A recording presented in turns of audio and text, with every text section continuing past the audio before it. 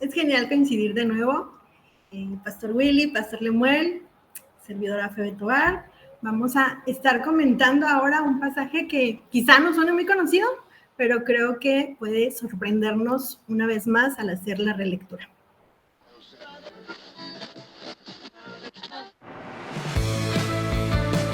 Te damos la bienvenida a El Sermón del Podcast, donde todos tienen un lugar.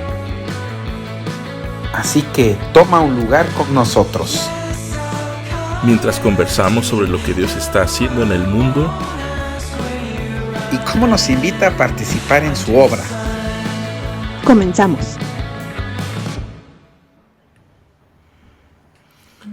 Hechos 1 del 6 al 11 dice: Entonces los que estaban reunidos con él le preguntaron: Señor, ¿vas a devolverle a Israel el reino en este tiempo? Y él les respondió: No les toca a ustedes saber el tiempo ni el momento que son del dominio del Padre. Pero cuando venga sobre ustedes el Espíritu Santo, recibirán poder y serán mis testigos en Jerusalén, en Judea, en Samaria y hasta lo último de la tierra. Después de haber dicho esto, ellos lo vieron elevarse y ser recibido por una nube que lo ocultó de sus ojos. Mientras miraban al cielo y veían cómo él se alejaba, dos varones vestidos de blanco se pusieron junto a ellos. Y les dijeron: Varones Galileos, ¿por qué están mirando al cielo? Este mismo Jesús que ustedes han visto irse al cielo vendrá de la misma manera que lo vieron desaparecer. Palabra de Dios. Amén. Es un texto tremendo, ¿no? Creo que es un párrafo muy concreto, pero que trae muchísima información, que nos habla de un momento muy especial, ahora sí como el final de Jesús entre nosotros, caminando entre nosotros con sus discípulos, y se va, pero otra vez, ¿no?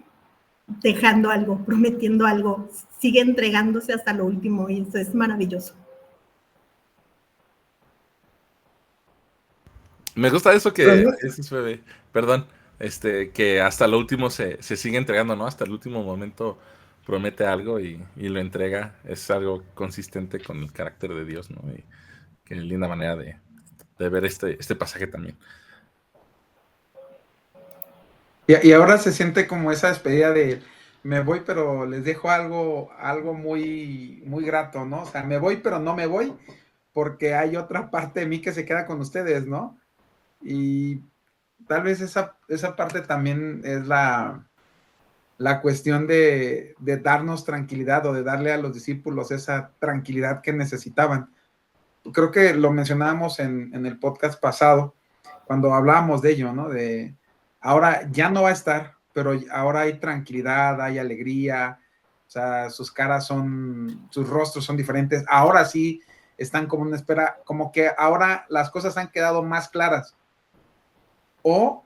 Y no porque Jesús haya sido más claro ahora al decirlo, sino tal vez ahora sí están viendo todo el panorama, ¿no? O sea, ya pasó la parte en donde ellos se desilusionaron o se sintieron solos cuando vieron al maestro crucificado, cuando lo fueron a enterrar o sea, a sepultar, y va como ese proceso en el que les está cayendo el 20, ¿no? Por así decirlo, de todo lo que han escuchado, todas las vivencias. Entonces ahora sí, que lo ven ascender, como que trae esa calma, ¿no? Y creo que todos lo haríamos.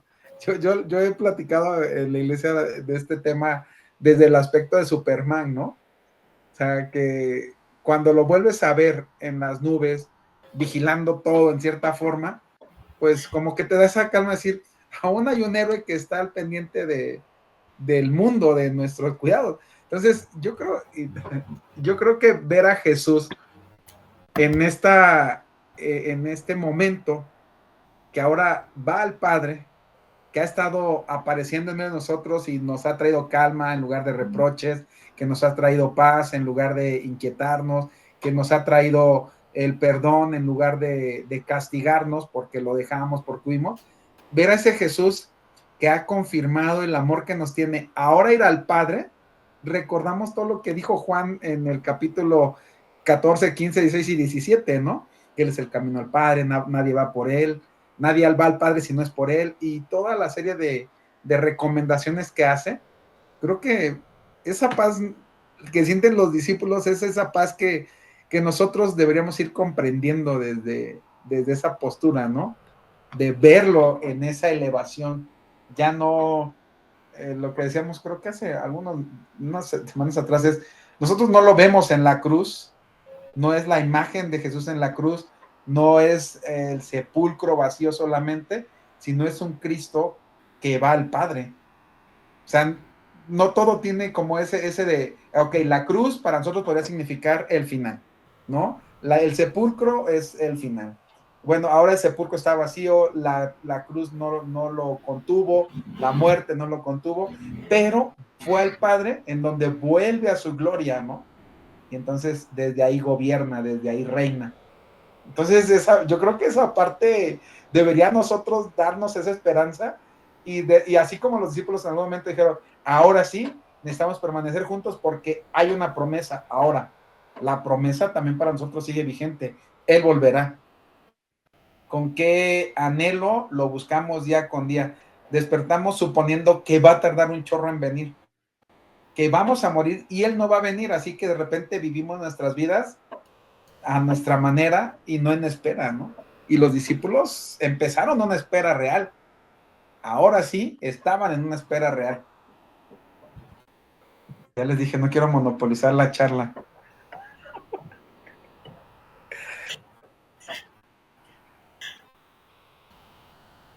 Pero los veo muy serios, distraídos, como que están imaginando todavía al Superman volando entre las nubes.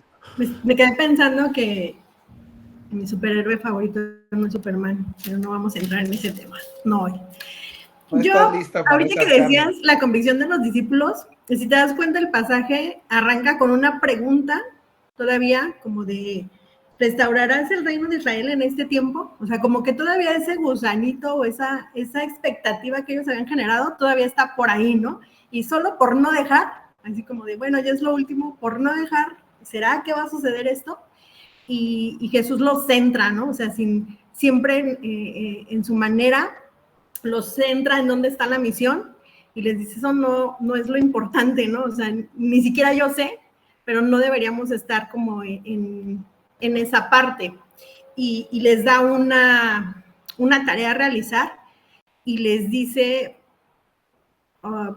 que va a haber quién, o sea, que esa tarea es posible porque Él está con nosotros, ¿no? Porque el Espíritu Santo va a venir a capacitarnos, va a venir a guiarnos, y entonces es posible desarrollar esa tarea. Entonces, creo que los discípulos sí ya están más en calma, más centrados, han visto como una de las promesas que Jesús les había hecho, cómo la palabra se está cumpliendo, cómo Él ha vencido, pero aún todavía hay cosas que seguir descubriendo, que seguir aprendiendo. Y pienso que para nosotros también es así. Tenemos la palabra de Dios revelada, pero necesitamos ir constantemente a ella, escudriñarla y ver cómo se aplica en nuestro tiempo, en la cosmovisión de hoy que podemos tener. Pero también, como decíamos, creo que fue el anterior o el primero que hicimos, no sé, pero en una de las muchas pláticas que hemos tenido, cómo se aplica en nuestra cotidianidad, ¿no? O sea, más allá de un momento, otra vez, histórico, que puede ser arrebatador, que puede marcar un antes y un después, Jesús los trae otra vez al día a día, ¿no? ¿Qué sigue ahora? ¿Qué paso es el siguiente? Y muchas veces perdemos ese enfoque, muchas veces estamos apresurados por correr, y Jesús les dice, primero necesitan recibir el Espíritu Santo y después van a empezar a hacer esto, ¿no? A dar pasos para cumplir esa misión. Hace unas semanas, hace como un mes para cuando salga este podcast, que fuimos al campamento de niños del distrito del Pepe Postés, y le preguntaban a los niños qué era el Pentecostés o qué había sucedido en el Pentecostés, y un niño dijo, no sé qué dijo, pero inició su explicación diciendo que cuando Jesús se fue al cielo, Y bueno, obviamente es un niño, ¿no? Pero esa frase en ese momento como que la conecté mucho con cuando le explicamos a los niños, cuando alguien muere, les decimos que se fueron al cielo, ¿no? Y entonces de repente me dio la impresión de que decir que Jesús se fue al cielo pudiera parecer como Jesús ya está ya con el Padre, ¿no? Ya cumplió, como decimos. Ya murió. Sí, como decimos en lenguaje evangélico, ya cumplió su propósito y ya, ya está con Dios. Y hacemos esa desconexión, ¿no? Ya Jesús está ahí arriba, nosotros aquí abajo y nos arreglamos como podemos, y obviamente está la promesa del Espíritu Santo. Y siento, y tal vez es mala percepción mía, que muchas veces o nos brincamos este pasaje para predicarlo o predicamos de este pasaje sobre la promesa del Espíritu Santo. Nos olvidamos lo que han dicho hasta ahora, ¿no? Que el hecho de que Jesús esté en el cielo no significa que Dios ya o que Jesús ya cumplió su propósito y que ya le pasó, o sea, la chócalas con el Espíritu Santo y ahora el Espíritu Santo ya está ahora funcionando, ¿no? Como en las luchas. Y entonces creo que si nosotros no somos o no estamos conscientes de que el hecho de que Jesús esté en el cielo, así como Superman en las nubes, ¿no? Que está dominando y que está ahí salvándonos, ¿no? Pero más allá de eso, que Jesús está en el cielo y el hecho de que haya venido en las nubes, ¿no? Que es una imagen de la visión del profeta Daniel 7, ¿no? Cuando después de que ha vencido a todos sus enemigos, el Hijo del Hombre asciende al trono en las nubes y el dominio le es entregado, ¿no? Y me parece que no es aquí, pero en el Evangelio de Mateo, ¿no? Cuando sube, dice, toda potestad me es dada en el cielo y en la tierra. Entonces, el hecho de que Jesús esté en el cielo no es así de que ya se puede descansar, ¿no? Ya terminó, el pobrecito le dolió mucho. Pero si pensamos eso, entonces caemos, o uno de los peligros en los que podemos caer como cristianos es reducir el gobierno de Cristo y la fe cristiana a un aspecto meramente espiritual, ¿no? Lo conecto con lo que mencionaban acerca de la pregunta que tienen los discípulos de ¿cuándo vas a restaurar el reino? ¿No? Es una pregunta, es una pregunta política, ¿no? Es una pregunta social, es una pregunta económica. Y Jesús dice, Jesús no les dice, no se trata de ese reino, sino que les dice, no les toca saber. Es decir, sí hay una restauración. No les dice, no, el reino de Dios no es un reino terrenal, no es un reino espiritual. No, lo que les está diciendo es que hay que esperar a esa restauración del reino. Y bueno, aquí ya nos metemos en temas escatológicos, ¿no? Pero creo que por lo menos lo que cualquier creyente debería intentar hacer es que ese reino que Dios restaura, el reino de Daniel 7, que se restaura al pueblo, deberíamos procurar vivir en ese reino de manera anticipada, ¿no? Y obviamente desde la lectura cristiana no es el reino o no es el país de Israel, ¿no? Sino es el dominio sobre toda la tierra, ¿no? Entonces, ¿cómo vivimos ese reino de los cielos donde Cristo está sentado aquí en la tierra, en todos los ámbitos que tenemos? Llámese obviamente iglesia, pero también el ámbito político, económico, social, familiar, etcétera, etcétera, ¿no? Dado que Cristo está en su trono, entonces ahora nos corresponde a nosotros pues vivir ese reino. Y creo que el Espíritu Santo es dado como una promesa para testificar acerca de ese reino, ¿no? Y para recibir ese poder para testificar de ese reino. Y qué importante es saber que ese es el control de Dios sobre la humanidad, que Él sigue estando en control bajo cualquier circunstancia, ¿no? O sea, porque me sorprende esa parte de que podamos ver o podamos identificar el hecho de la respuesta, ¿no? Que vayamos a la respuesta de Jesús y que no sea una respuesta o un corte tajante como lo ha hecho en otras ocasiones.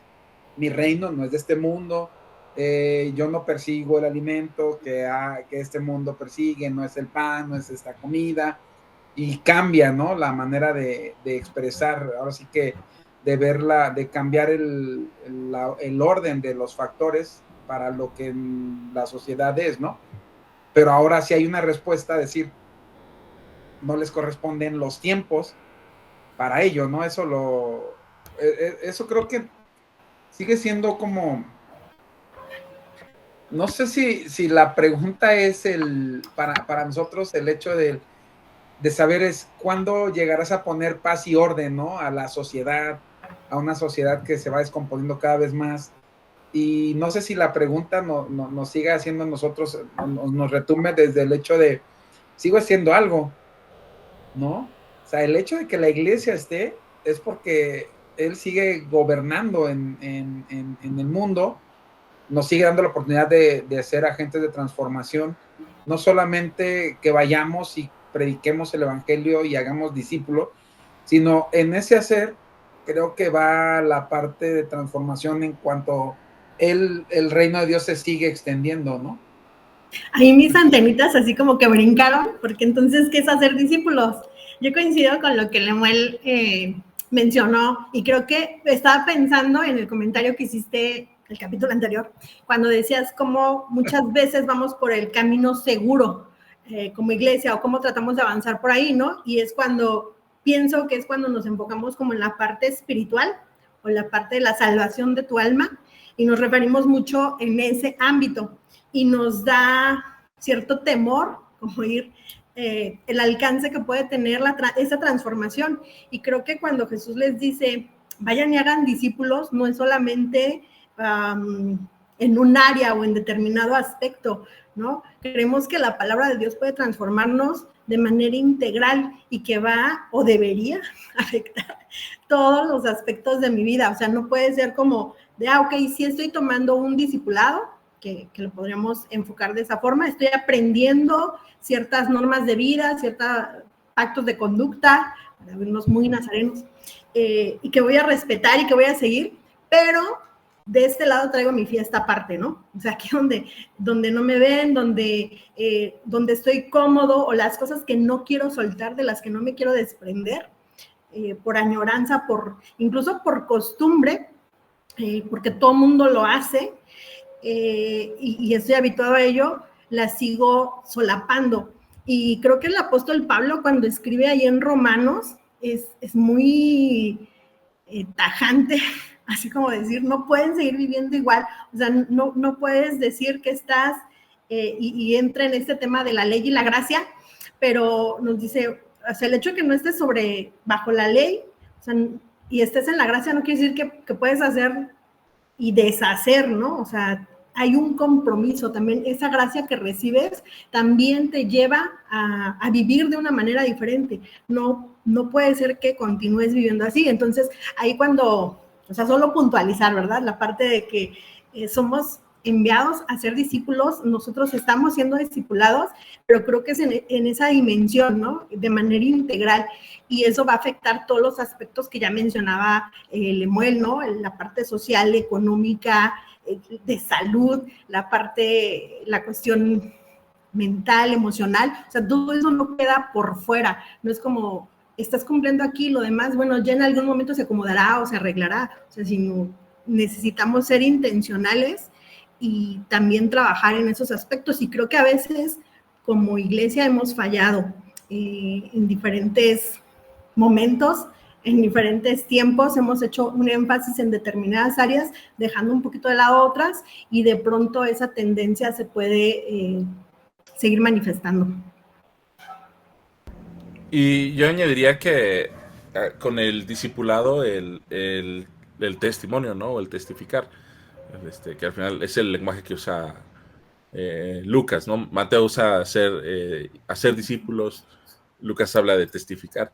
Y entonces, testificar del reino de Dios no es nada más decir, hay un reino que te espera al final de la vida y tienes que cumplir estos requisitos para llegar a él, ¿no? Sino testificar es anunciar que ese reino ya está presente, ¿no? Y que es un reino que, como todo reino, tiene demandas para nosotros, ¿no? O sea, no, es como los heraldos del rey, ¿no? Cuando van y anuncian que el rey ya conquistó, que el rey ya venció, van y le dicen a tu pueblo, ¿qué crees? Te tengo noticias, el rey ya le ganó a tu rey, y eso, el campesino, ok, ¿y eso a mí qué, no? No, pues ahora resulta que tienes que pagarle impuestos al otro, ¿no?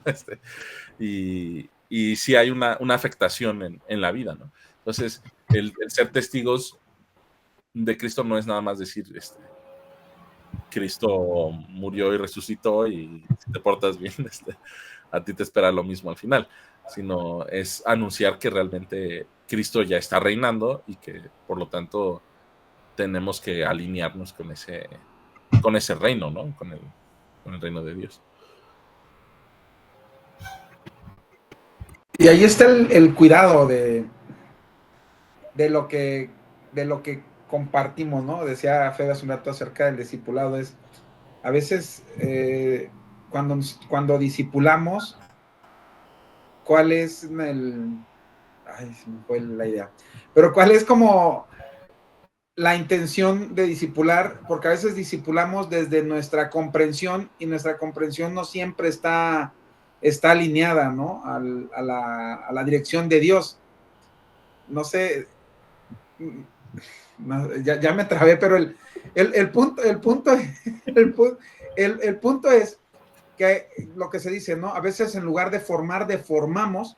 ¿Por qué? Porque no estamos en esa línea, ¿no? No estamos en ese seguimiento de decir, ok, esperamos la venida del Espíritu Santo, quien nos guía, quien nos dirige, y entonces antes de tomar ese tiempo, nosotros ya estamos diciendo, es esto, va por aquí, intencionalizamos lo que Jesús ha hecho, lo que Jesús ha dicho, pero sin ni siquiera como una comprensión del trasfondo, ¿no? De lo que se ha estado suscitando.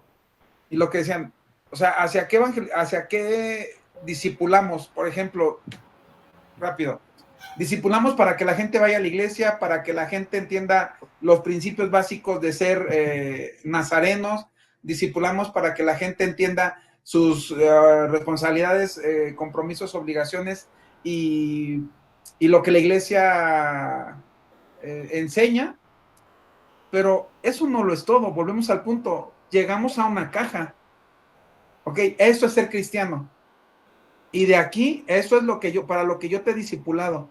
Claro, hablamos un poco de ve y habla con tus vecinos, si te agreden, perdona, dale otra mejilla. Ajá, pero el discipulado más grande está ahí en la parte institucional. Y no digo que lo hagamos todos, pero al final muchas veces desde ahí llevamos nuestro discipulado. Y siento que esa parte iba a la pregunta de ellos, ¿no? Oye, ahora que ya vimos que tuviste el poder de resucitar, que te vimos crucificado y te levantaste de la muerte y ahora vas al cielo, ¿hoy es el momento? Ahora sí vas a mandar a tus huestes celestiales a poner en orden y insisto, o sea, vemos la maldad en el mundo y seguimos preguntándonos, ¿qué está pasando? ¿Dónde está Dios? Bueno, ¿dónde está el cristianismo?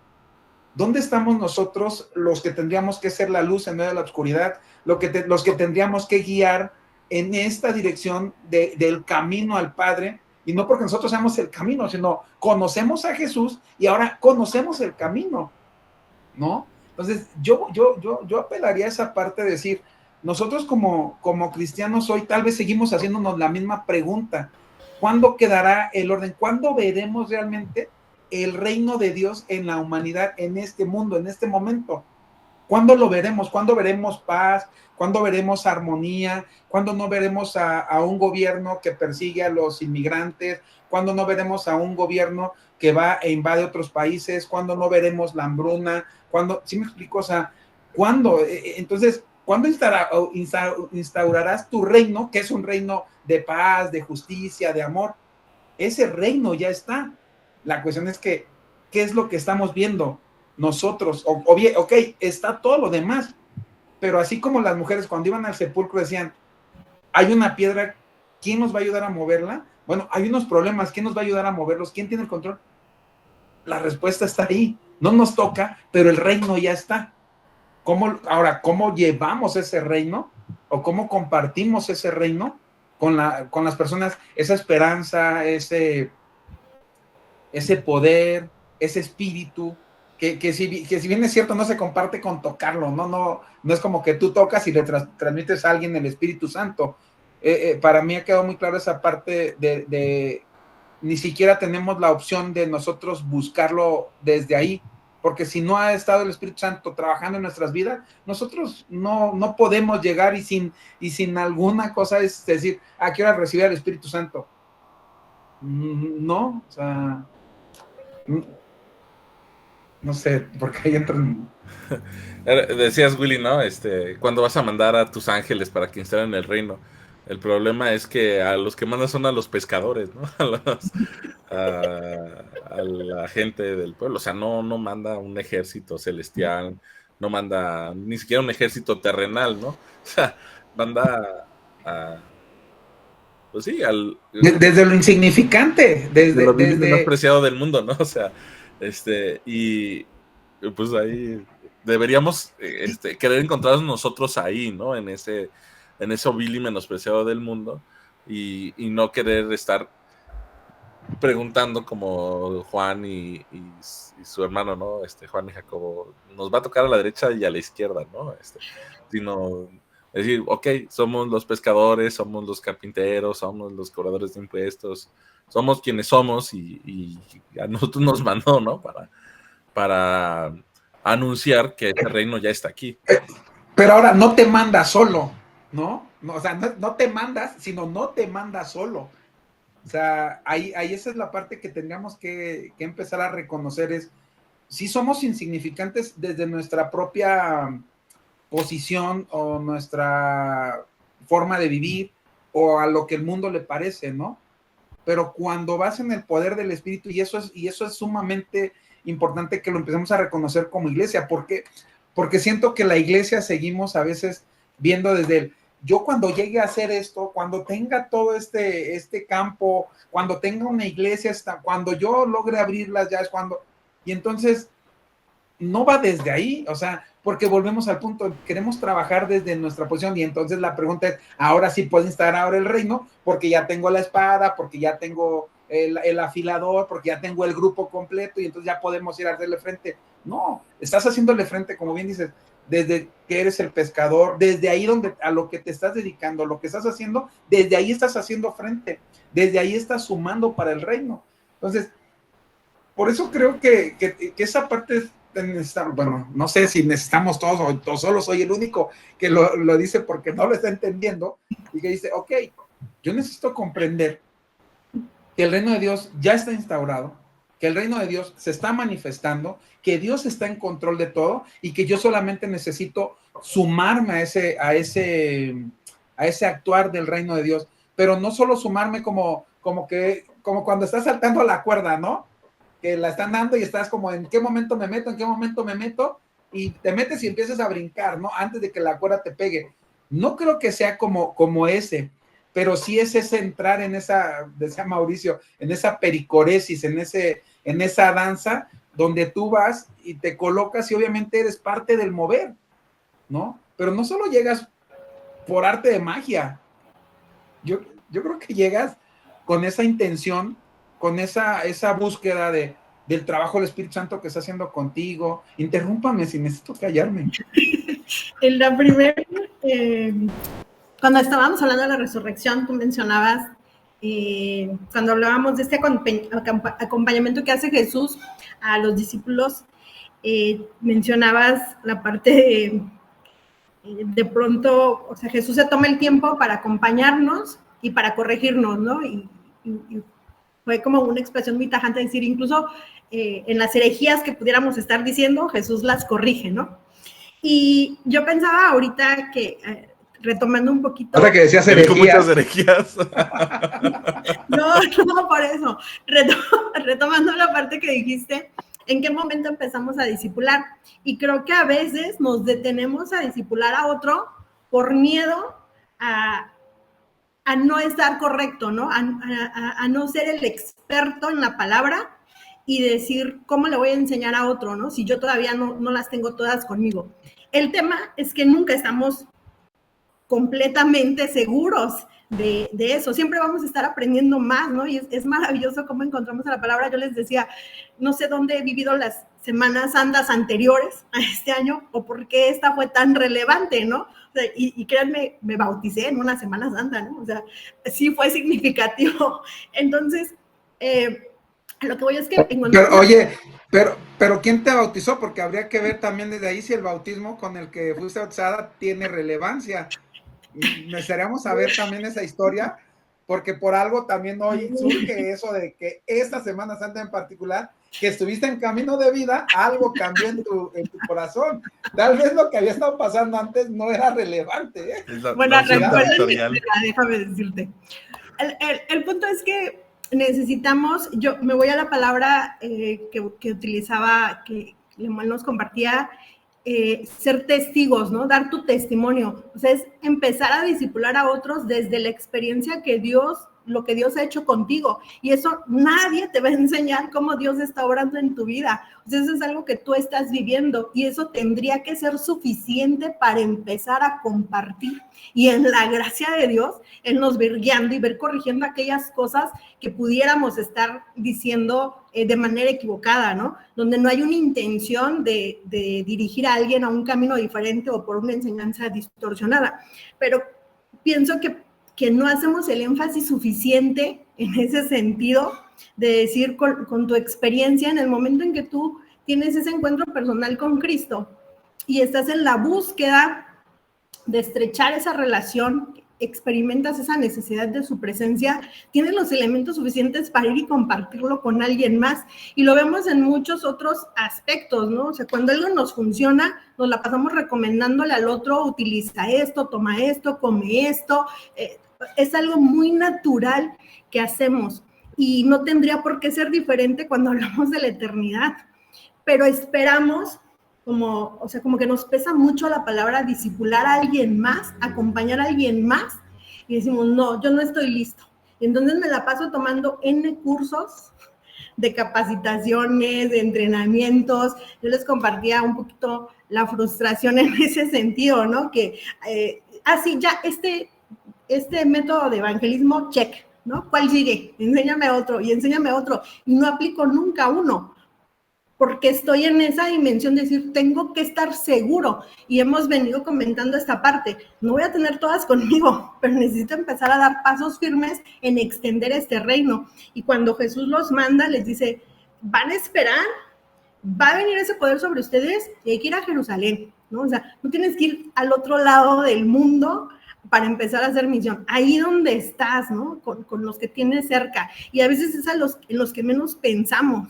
¿Por qué? Porque conocen nuestro testimonio de primera mano, ¿no? Porque conocen quiénes hemos sido. Y aunque eso pudiera o debería otra vez, ¿no? Decir, bueno, yo era esto, ahora estoy en Cristo y soy esto, ¿no? Soy esa nueva criatura realmente. Este cambio tendría que ser radical, tendría que verse reflejado y no debería costarme trabajo decir soy esto. Pero, como decimos, ¿no? En redes sociales, o sea, están bien padres tus publicaciones, pero te conozco en persona, ¿no? Entonces no te compro nada de lo que publicas por ahí. A veces así, malamente, ¿no? Nuestro testimonio está yendo por esa línea. Y yo, ¿Ves que todo tiene que ver, o todo principio es desde tu bautismo? Estoy bautizado en Coca-Cola, yo creo, Pepe. O en agua de limón. Ándale, en aguarras. Yo añadiría al matiz de Febe, de ser testigo y discipular, que creo que son dos cosas que, son dos cosas diferentes, pero van de la mano, ¿no? Testificar no es nada más decir, yo antes era un pobre desdichado y ahora Cristo me rescató, que es parte del testimonio, ¿no? Testificar creo que también tendría que ser, decir, mi vida antes era de esta manera, ahora he aprendido que debo conducir de esta manera, ¿no? O sea, dar testimonio, sí, de lo que Dios ha hecho en mi vida, de lo que me ha cambiado y de cómo yo he estado respondiendo a ese cambio, ¿no? Y en ese sentido, el discipulado, pues también va por ahí, ¿no? O sea, el discipulado, creo yo, es un taller de vida cristiana permanente, ¿no? O sea, y el taller A diferencia de lo que en algunas conferencias y así se hace, no es que una persona llega y te explica y es taller porque tiene diapositivas, ¿no? Sino el taller es que te dice, mira, esto es lo que queremos lograr, esto es como yo lo hago, a ver, hazlo tú, a ver si te sale igual. No te sale igual, lograste algo parecido, ok, ahora explícale a los demás cómo lo hiciste, ¿no? Y es o sea, en los talleres mecánicos, eléctricos, tienen ahí los chavos y no les dice el maestro, ¿no? A ver, fíjate cómo lo hago yo y ya se aprendes, ¿no? Lo pones ahí, le metes su zape porque no lo hizo bien, porque metió mal el tornillo. El tornillo. Lo que sea, pero lo está haciendo, ¿no? Y entonces el discipular sería decirle a alguien, mira, tu vida es un desastre, tu familia es un desastre, ¿qué crees? Mi familia también. Nosotros le hicimos así, ¿no? Eso es discipular, ¿no? Nosotros lo hicimos así, obviamente, con el mensaje de Cristo en el centro, ¿no? O sea, procuramos hacer esto, procuramos tener nuestros devocionales familiares, no sé, fui a un grupo de AA, lo que sea, ¿no? Pero hay un reconocimiento de que el discipulado y el testimonio no es decir, el testimonio no es decir solamente mi vida estaba mal y ahora está bien, y el discipulado no es decir, artículo 1, Dios Trino, artículo Esto ocupas para. el Hijo del Espíritu. No, o sea, es decirle, la vida cristiana más o menos se vive así como yo la estoy viviendo, ¿no? Pero si vienes conmigo, juntos aprendemos algo, ¿no? Y obviamente yo creo que,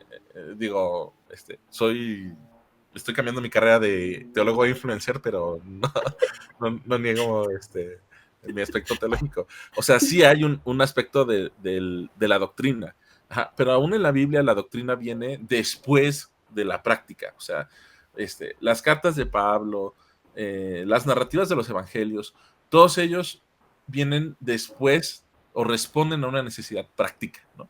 Las cartas de Pablo, hay una doctrina porque primero hubo una necesidad práctica, ¿no? Y los evangelios son el mejor ejemplo de cómo en la vida nos encontramos con las enseñanzas de Cristo. Entonces, no niego, y creo que ninguno de nosotros estamos negando que haya que enseñar los 16 artículos de fe y todos los requisitos que Willy ponga para pertenecer a su santísima iglesia, ¿no? Pero sí tenemos que reconocer que tanto el testimonio como el discipulado es algo de la vida diaria, ¿no? Y que precisamente por eso cualquiera lo puede hacer o debería poder hacerlo. O sea, no necesitas decirle a alguien la hipóstasis de no sé qué, y el credo calcedonio y todo eso. No, o sea, solamente debes decirle, mi vida era así, Cristo me salvó, ahora hacemos esto y más o menos la vamos llevando. Y esto funciona.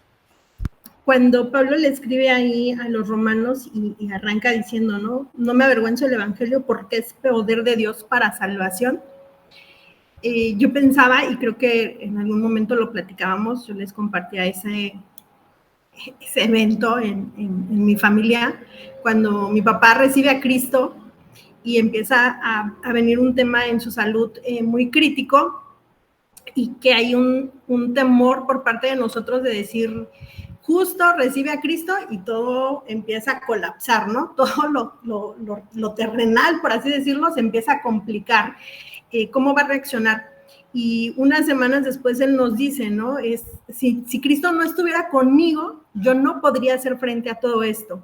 Entonces es ese poder, o sea, a mí me impacta, o sea, como con esa frase, a lo mejor alguien que no vivió precisamente una vida cristiana como tal, que no me dio muchas enseñanzas, en esa, o sea, me deja pensando, ¿no? Cuando yo enfrento una dificultad, una adversidad, ¿de verdad es suficiente la fe en lo que creo, la salvación en la que estoy viviendo para avanzar y decir, confío en que hay algo más después de esto, o me enfrasco en el día a día, ¿no? En lo que estoy viviendo? Entonces, creo que sí necesitamos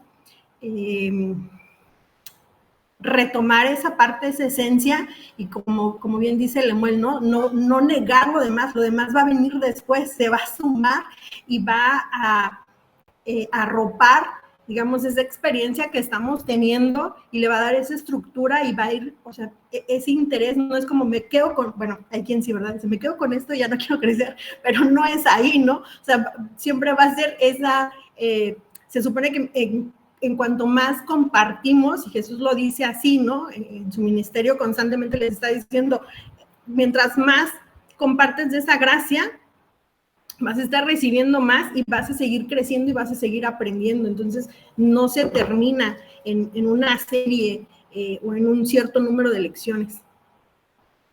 Y ahí es lo interesante, o sea, el proceso, no solamente es llegar del punto A al punto B, o sea, no es un punto al que hay que llegar, es un proceso, bien decía Lemuel, dura toda la vida aprendemos, toda la vida nos funciona error y acierto y error, y en ese sentido vamos trabajando, y no porque sea solamente un experimentar de, ya pequé en esto y ahora ya sé que ahí no tengo que fallar.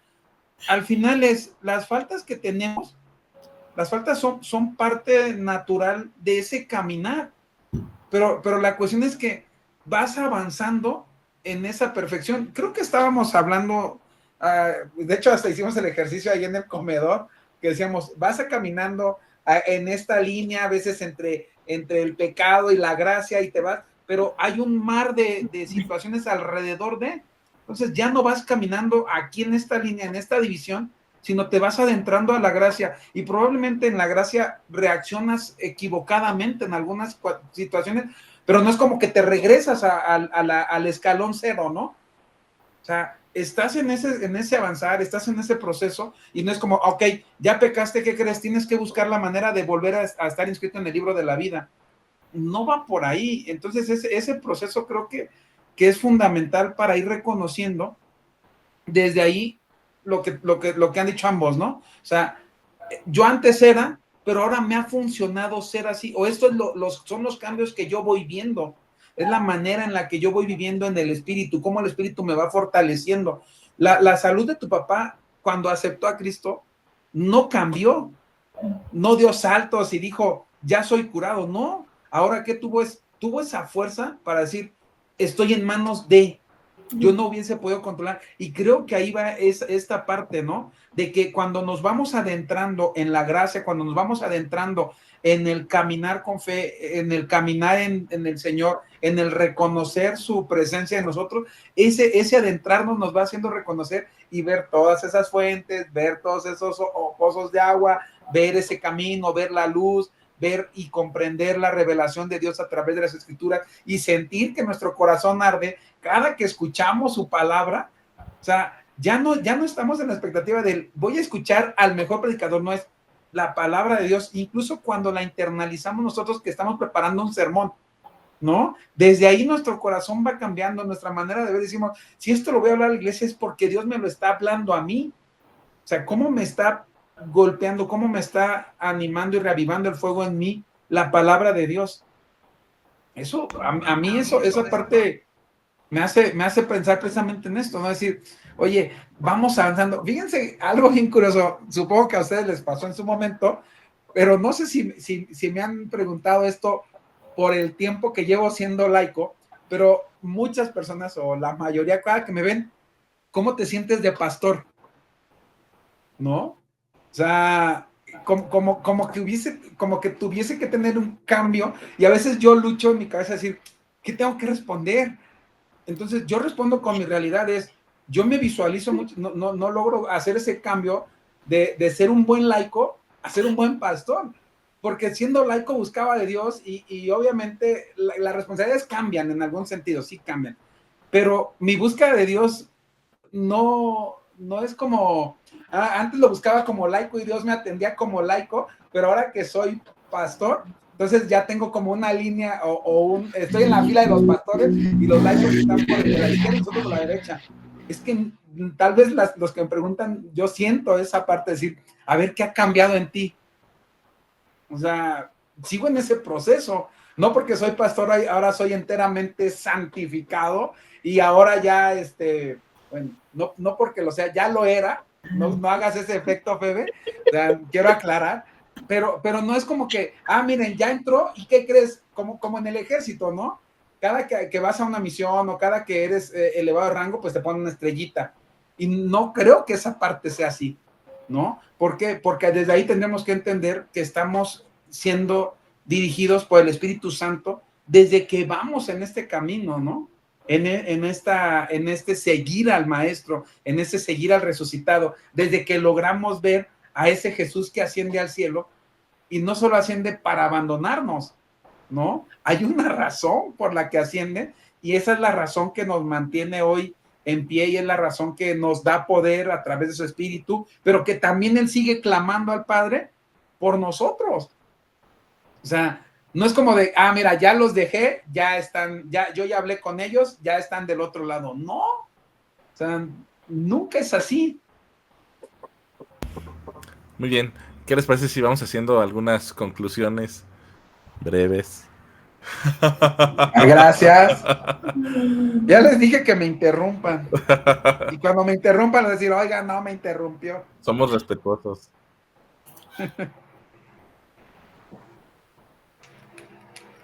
Yo me quedo con la idea del discipulado en la práctica, ¿no? O sea, es encontrarnos a Jesús otra vez en el camino de Emaús. No sabemos si es Él, nos arde el corazón, y en comunidad también, ¿no? Que creo que eso es importante. Los caminantes de Emaús no iba uno solo, ¿no? Sino que iban los dos juntos, y Jesús ascendió al cielo en presencia de sus discípulos, no en presencia de uno nada más. Y en la comunidad también creo que, y el discipulado otra vez es un acto comunitario, ¿no? Y el testificar es algo comunitario. Compartimos de nuestra experiencia. Creo que necesitamos retomar ese principio y transmitirlo así. O sea, en el momento que tú tienes ese encuentro con Cristo, ya estás listo, totalmente capacitado para empezar a compartir tu fe. O sea, no hay más, ¿no? Ya puedes hacerlo. Vas a aprender más, vas a seguir siendo perfeccionado, vas a seguir creciendo en tu fe y desarrollando esos dones, esos talentos que el Señor te ha dado, encontrando el propósito y en la comunidad de fe en la que te vas a integrar. Y obviamente eso le va a dar un sentido distinto, pero desde el momento cero ya puedes empezar a compartir la fe, y necesitamos retomar esa parte. ¿Y dónde hacerlo? Otra vez, ¿no? Así como los en viajes, eso es bien claro, ¿no? Jerusalén, Judea, esos círculos concéntricos, o sea, de aquí, como un efecto de aviento una pedrita al agua y se va extendiendo esa onda, así igualito, ¿no? Entonces no necesitamos esperar ese gran momento, ese suceso canónico, decimos por ahí, para marcar la diferencia en la vida de alguien. O sea, puede ser desde ya.